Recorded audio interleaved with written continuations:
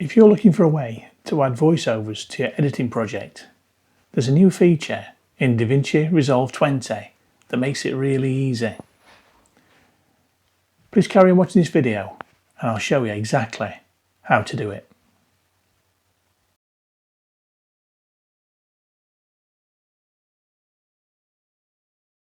Hi, welcome back to Bite Size Guide. I'm Phil. As promised, we're going to be looking at a new method of adding voiceovers to your project using Davinci Resolve 20.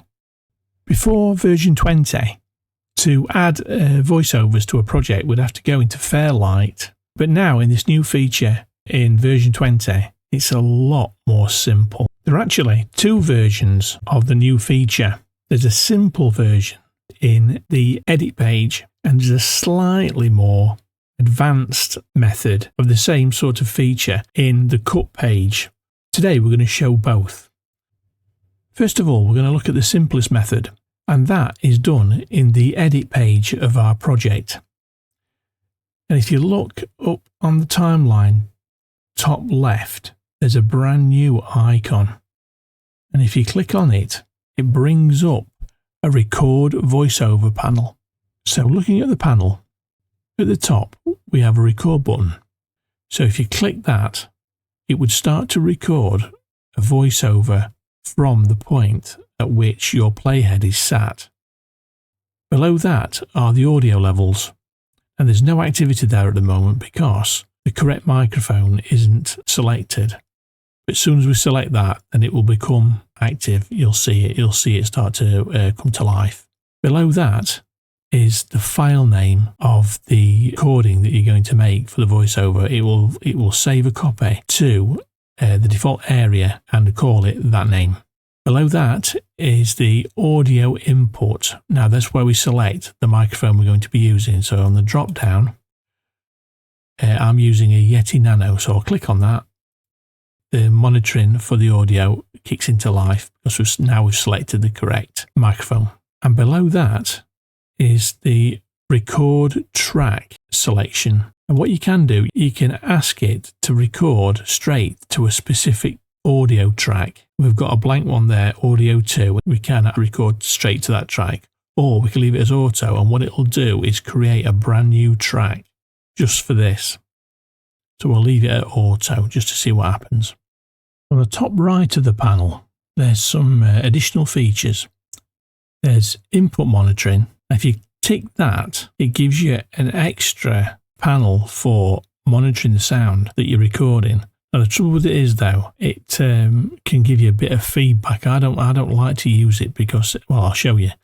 If I click on that now, it gives an extra opportunity to alter the monitoring levels. The trouble is, when you record, you can get a bit of feedback, and you can hear that now. So we're going to untick it, and we're back to relax, and we're back to a normal sounding audio.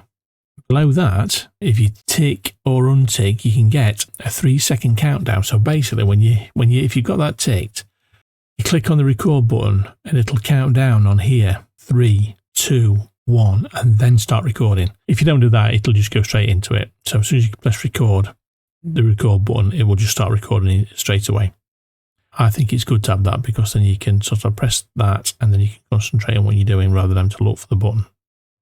Below that is the mute timeline audio while recording. So if you got that ticked, anything that would normally play in your audio tracks that you've already got will be muted. And the reason we do that is because if you're not careful, you can get feedback from the track. It can get picked up on your microphone and you can get like an echo. It's very similar to what we did earlier with the input monitoring. So I always keep that ticked. It makes it cleaner.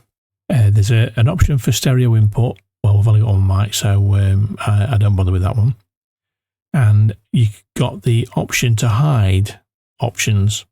So if I click that, all these will disappear. It'll make the panel very simple. See, like that. And that's really, once you've put the settings in as you want them, really, I suppose, that's all you need. Just a start and stop button. but I'll untick it just so we can remind ourselves of what we've done. So now we'll have a go at recording a voiceover. What we'll do, we'll hit the record button and you'll get a 3, 2, 1 on the monitoring panel, and then it will start recording. You'll be able to see it going across here. It'll create an additional audio track and then it'll start recording onto it and you'll see it in red. What I'm going to do is just say a few lines about the Clumber Church, and what it'll do is, as the video's playing, my voiceover will follow the church video. So we'll press record and we've got 3, 2, 1. Taking 3 years to build and opening in 1889 for the 7th Duke, the Chapel of St Mary the Virgin at Clumber Park is no ordinary country house chapel. This impressive cathedral, in miniature, certainly lives up to its nickname, being the same size as most parish churches, and yet commissioned only to serve the Duke and his small family. Those who lived and worked on the estate were also invited to attend services here. So now we have third audio track, and on it we have our voiceover recording. There. And what we do, we'll just play it and we'll see what it sounds like.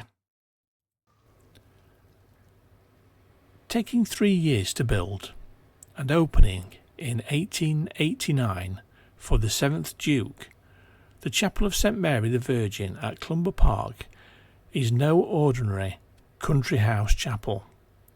This impressive cathedral, and there we go, not completely flawless, but you get the idea. So that's a simple way to add a voiceover. You don't have many options, but it's really simple. It's a simple method of adding a voiceover, and it's quite effective. So what we'll do now, just clean up the screen and we'll look at a slightly more advanced method. Same sort of thing, but with some additional features, including a teleprompter. So we'll get rid of the record voiceover panel and we'll delete our audio track with that recording on it. And what we'll do now is go to the cut page. So we'll click on the cut page and we get this screen. If you notice here, we've got the same icon as we did before. But this time when we open it up, we get a few more options than we did previously in the edit page. So first, we'll look at the record settings. And as you can see, we've got a few more options than we did before. Right at the top is the audio input, and it's set as, on my computer, it's set as Realtek high definition audio, and that's like the default. But really, I want to be using my Yeti Nano. I'll click on that. You start getting activity now. That means it's picking up voice on my mic. So we're going again, and this is the option for creating a record track. Now we've got it ticked as voiceover track, and basically what that'll do is create a dedicated audio track down here, but it'll say VO for voiceover, so it'll record to that. You've actually got the option to send it to one of your audio tracks that you've already got, so this gives the option there of audio too, because it's blank. Next you've got monitoring. Now you can monitor various different things combined, or monitor the timeline audio only, the microphone input only. But I've got it all muted because it's very distracting and you can get like a feedback or an echo, which I don't like. So I always have it as mute monitoring when recording. Below that, on the previous method, you got a 3-second countdown. Well, in this method, you've got actually an option for no countdown, a 3-second countdown, or a 5-second countdown. And I've got it ticked at 5 seconds. Really, probably get away with 3, but I've left it at 5. And below that is the voice recording file location. So basically, when you create the voiceover, you can specify where the file of the recording goes to, basically where it's saved to. Now the second icon along is the script menu. If I click on that, you can enable a teleprompter. You can create a script in a text file in Notepad what you actually want to say. And then you can load that text file and it will display the words on the screen that you've put in your text file. And what it'll actually do is when you allocate it a space on your timeline, text will actually move up so you can read it. And it'll move it up at a speed that will fit perfectly into the amount of time you've given it. And if I load, I've done a script already, voice over text CP Church. So if I click on that, basically I've created a script. What I want to do when I read this script, I want it to show in a specific place on our timeline. I want it to start here. I want it to finish right at the top of the church. So we're going to say a little bit about the church, again, like we did in the previous one, but this is scripted this time to about there. So if I put an endpoint in there, you cannot see it there, but it's put like an end point. Now, if I take it back right to the beginning of where I want it to be, where I want it to start, just there, and I can do a mark in. So I've done a mark in and a mark out. And what will happen is this text file will scroll up to fit into this space on our timeline.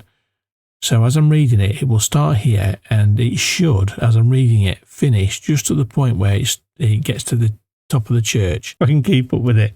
Basically, the longer the space is on your timeline, the slower it'll move up, obviously, because it's fitting itself in to that area. When I press record, I'll show you in a second. When I press record, it'll start moving up.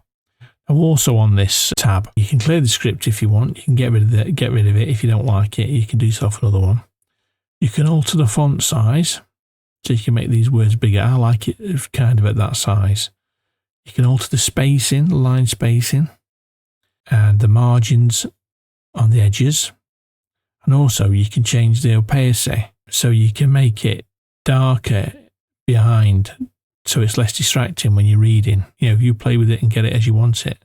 So what we'll do now, when we press record, it'll give us a 5, 4, 3, 2, 1, and then I'm going to start reading it, and hopefully it'll fit in perfectly, but it might not. It might go over a little bit. That's because I might not read it fast enough, but we'll see. Let's see how it goes.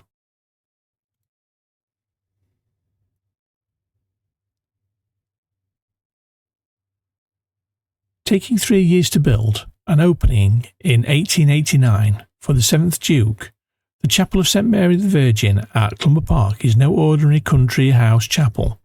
This impressive cathedral in miniature certainly lives up to its nickname, being the same size as most parish churches and yet commissioned only to serve the Duke and his small family.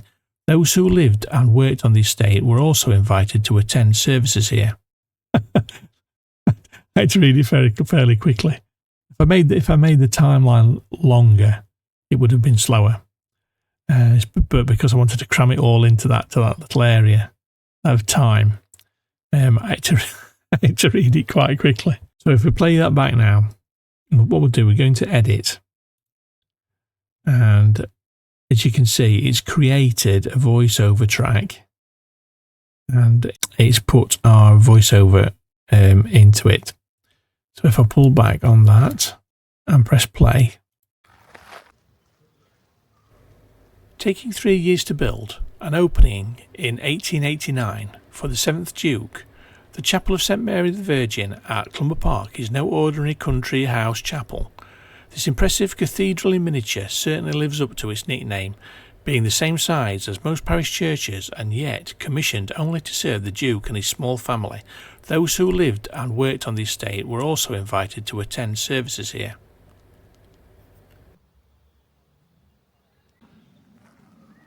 See, perfect. In actual fact, perhaps more luck than judgment. But yeah, so it basically fitted our voiceover in that bit of footage. See, it did perfectly. So that's our second method, and a little bit more advanced with a teleprompter, but very useful, I think. If you found this video useful, please give us a thumbs up and click on subscribe. And also, please leave a comment. The more comments we get, the more improvements we can make to these videos, and the better and more useful they'll be to people in the future. I'm Phil, and this is Bite Size Guide. Thanks very much for watching, and we'll see you next time.